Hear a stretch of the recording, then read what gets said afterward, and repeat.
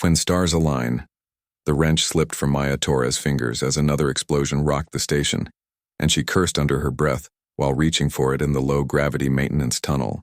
3 hours into her shift, and pirates decided today was perfect for raiding the frontier outpost where she kept broken ships running with spare parts and determination.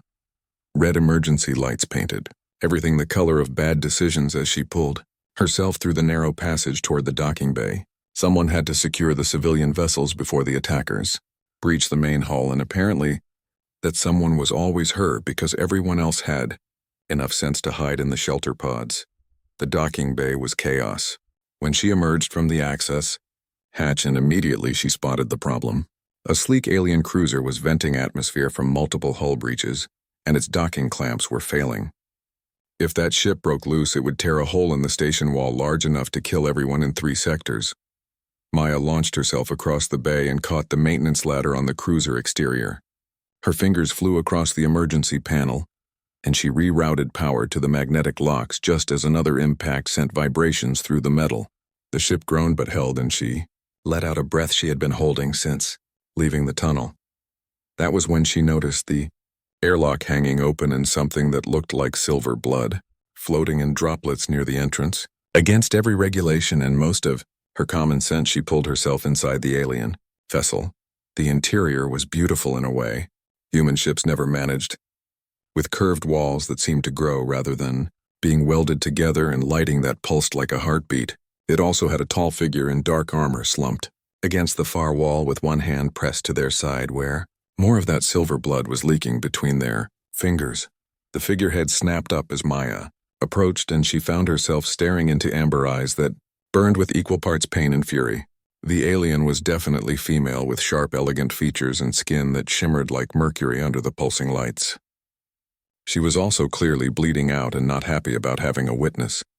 Maya held up both hands in what she hoped was a universal gesture of peace and pointed at the wound. The alien woman said something in a musical language that probably translated, "To go away or I will kill you," but her voice was weak, and the hand holding her side was trembling. Without waiting for permission, Maya pulled the emergency medical kit from her belt and moved closer. The alien tried to push her away, but the movement made her gasp, and more silver blood welled between her fingers. Maya grabbed the hand and moved it aside to see the damage, and what she found made her stomach turn. 3 parallel gashes cut deep into the alien's side, and the edges were burned. Black, like whatever made them was designed to prevent healing. Maya had seen similar wounds on human miners after accidents with plasma cutters, and none of them survived without immediate surgery. She pulled out the synthetic skin spray and looked up at those amber eyes that were now watching her with confusion instead of anger. Maya pointed at the spray, then at the wound, and raised her eyebrows in question. The alien stared at her for a long moment before giving the smallest nod. The spray hissed as Maya applied it, and the alien went rigid but did not cry out.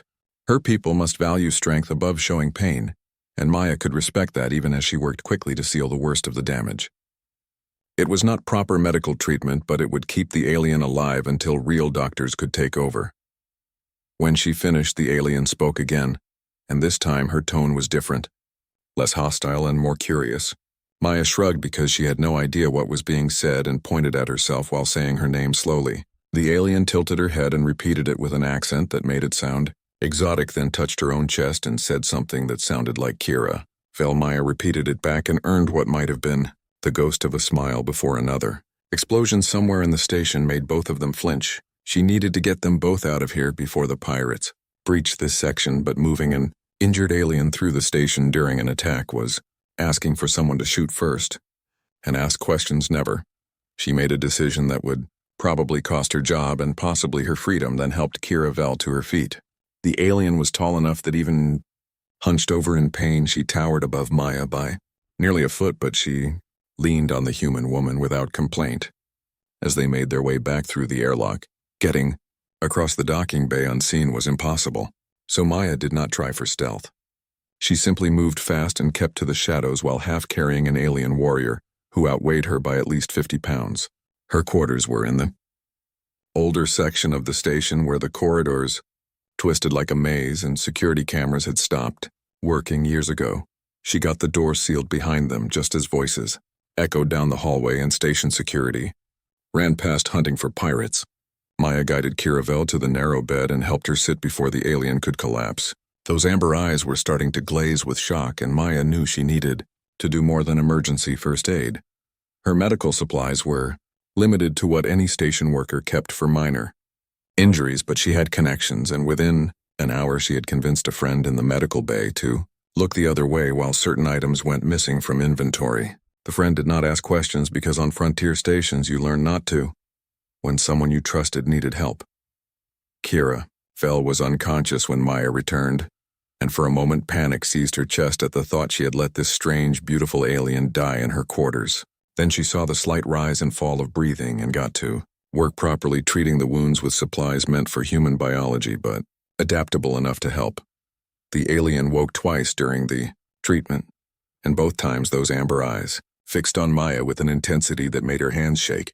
There was intelligence behind that gaze and calculation, and something else that might have been gratitude or might have been the alien version of planning how to kill her rescuer once she recovered. By the time Maya finished, the all clear sounded through the station and she slumped against the wall exhausted.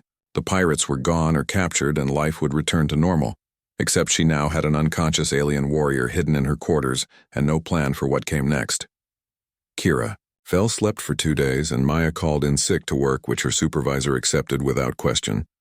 Because everyone was still recovering from the attack, she spent the time researching what little information humans had about the Velthari Empire, and most of it was not encouraging.